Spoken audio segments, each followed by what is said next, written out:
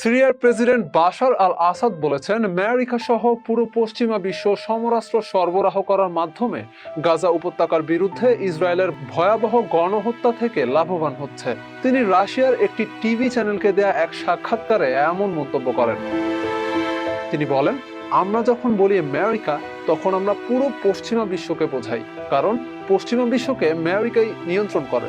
বাশার আল আসাদ আরো বলেন, divide and rule বা সংঘাত বাঁধিয়ে শাসন করো নীতিতে চলে আমেরিকা। কিন্তু ব্ল্যাকমেইল করার এই নীতি সম্পূর্ণ অনৈতিক। মার্কিন সরকার যে কোনো সংঘাতকে ভয়ঙ্কর বিপজ্জনক মাত্রায় নিয়ে যায়, কিন্তু সেই বিপদের ভুক্তভোগী হয় সংশ্লিষ্ট দুই পক্ষ, আর আমেরিকা দূরে দাঁড়িয়ে তা উপভোগ করে। সম্প্রতি গাজার খান ইউনিস শহরের নাসের হাসপাতালে একটি গণকবরের সন্ধান পাওয়া গেছে।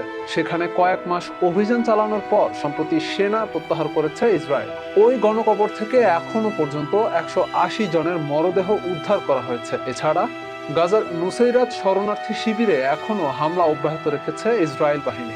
সেখানে নতুন করে হামলার ঘটনায় 7 জন নিহত হয়েছে।